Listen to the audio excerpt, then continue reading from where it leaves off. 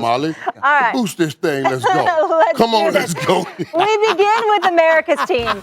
Dak Prescott connects with CeeDee Lamb for a TD pass in overtime as the wideout waves goodbye to Pats quarterback Jalen Mills, and the Cowboys pick up their 5th straight win, Michael. Dallas getting their first win in Foxborough since the 90s. In 0-2, 35-29, Dak Prescott did injure his calf on that game-winning play. He will get an MRI on his calf today. Here's Dak saying all the right things. Talk about the emotions of that play. You hit the game winner, you're celebrating, and then you got a pain in your leg. Yeah, I was like, no way. Life keeps throwing punches, and I'm gonna keep throwing them back. Yeah, I mean, it's part of it. It's part of this game. It's a physical game we play. As I said, I'll be fine. I've got a lot of confidence in myself, the medical team, and as I said, I mean, I feel good. Obviously, this is precaution, but yeah, I mean, just more so thinking about the touchdown. It doesn't hurt as bad, obviously, when you score and you win the game. That line right there, you know, Michael, he even inspires me, how he keeps punching back. I'm kind of jealous he's not my quarterback, in all honesty. Playmaker, but you have a message for Dallas fans, I hear? Yeah, yes, sir. And did you not see this and how this runs so well together? I mean, you mentioned Don King. His first statement is about life punches, and he's punching back. Yeah. Let me tell you something. Life punched all of us. Absolutely. Just recently here in this pandemic, right? And I want everybody out there, Cowboys Nation, I want you to know, go get your Super Bowl.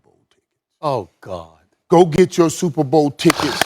Get them early. I'm trying to help you out right now because I know what it takes to win Super Bowls. I know what it takes to win championships. And I on every level, I have won championships. And there are certain things woven through those teams that I see now in the Dallas Cowboys. And I'm telling you, go get your tickets early because we will be in SoFi. I'm telling you right now, and we're about to break all of this down, buddy. Get your tickets, man. Get your tickets. It is here. Do you want me to work all with of that producers right to reserve? We could get the Dallas Cowboy cheerleaders. We could get Southern Steve some cowboy Let's hats. break this down. Let's break this down. Should we plan it out? I mean, book the hotels now, get it going, Stephen A.? So we'll get a big Where crowd. do you see fault in this team? Do you want me to continue to tell you what it takes to build this team? Do you want to speak before you give it to me, or no? Yes or no? Well, go ahead. What, you got something to say? Look, I can tell you why I'm saying what I'm saying. Well, why don't you say why first? Okay, then let me give it to you. Let me tell you what I'm telling you. Because I'm coming. There are certain things you watch as you go through a season. This is why we always say, well, you want to be playing your best at the end of a season. I sat right here on this desk and I went through these things. I said, first I want to see when a team comes together, how this team plays. That first game we saw a passing game and Dak, was an incredible game. Then we saw the running game come together. I sat right here and told you about those two commingling. Now it was time for them to bring it together. The defense has been doing what it's been doing. Now I'm telling you, you go through certain types of games. You win the games that you're supposed to win. You beat the teams you're supposed to put away. They put away the Giants and the Eagles. They played the game very close in their first game against Tampa Bay. And now they are putting away teams that people didn't think they would win against. And what I saw yesterday, winning that dirty game. This was the last kicker. Usually you don't graduate this. I see you around week 10 or week 11, but the Cowboys have somehow gotten it in week 6. It's that dirty game where no matter where you want to go in this game, we're willing to go and win this game. We're not going to let you take this game from us. We always talk about what skill it takes in the National Football League to win championships, but we don't focus on the will that it takes to win a Super Bowl in the NFL. And I'm telling you, you saw will yesterday commingle with the skill. And that is the final stage for most. And we usually don't get this about week 12. I know this because I have built this in many teams as we have gone through a season. And when I saw it in week 6, you had 5 or 6 lead changes. And not once did the Cowboys bog down. They stood up every time and answered the bell. And in the last minute, when we got the ball in overtime, Dak said, this is it.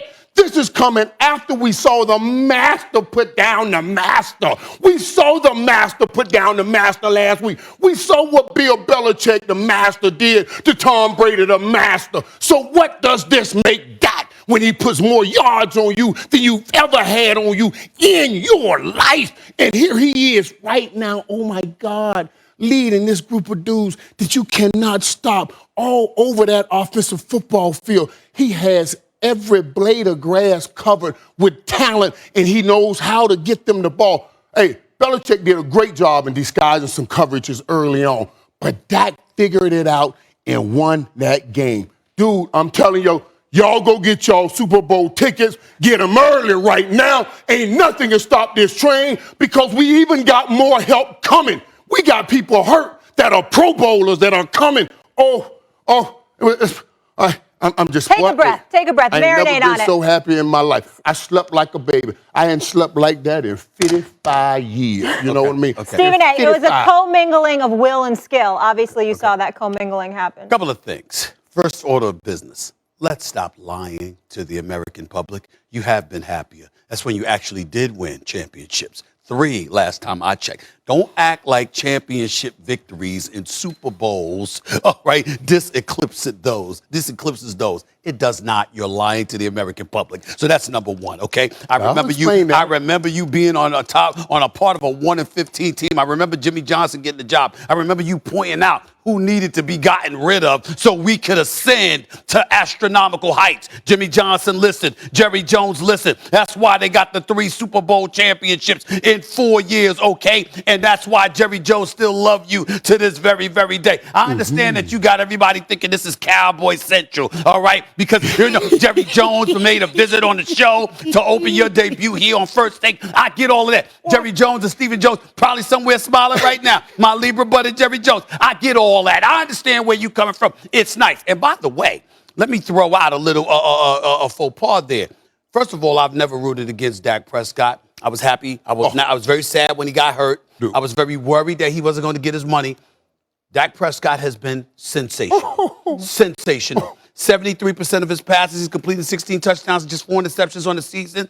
Last night, yesterday afternoon, he threw for 445 yards. I got nothing to say about Dak Prescott. He is a leader personified. This brother knows how to galvanize people and bring things together, and he is the number one individual responsible for any appearances of a cultural change that has taken place with the Dallas Cowboys. I'm not here to throw any shade on Dak Prescott. He's that dude.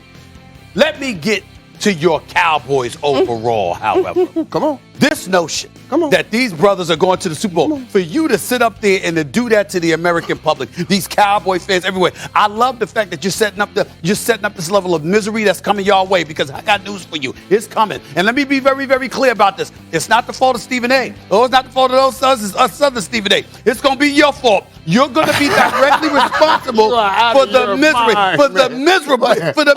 that's coming their way. I'm dead serious. Let me tell you something right now. I know listen, it's real popular. It's real popular to sit up here right now and talk about the Cowboys. Let me count the ways. You lose opening night to Tampa Bay, but they're the reigning defending Super Bowl champions. 90 seconds. Hold on. 100 seconds. That's Tom Brady, okay? Marcus Spears, swag, goo, FaceTime and me with 1 minute and 24 seconds left with Tom Brady only needing a field goal. That's stupidness right there. That cost the Cowboys. That's a typical Cowboy fan right there. Now let's get to the games there follow. This 5-game winning streak. The Chargers are no joke, even though they looked like one yesterday. That's what happens when you ask a West Coast team to play at 10 in the morning on a Sunday, their time. This is what happens. They looked like garbage yesterday against the Baltimore Ravens. That was an aberration. But that particular game where the Cowboys beat them 20-17, Dak Prescott didn't play well that game. He finished with a game-winning drive. They found a way to win. That's what winners do. Dak Prescott did it. I understand.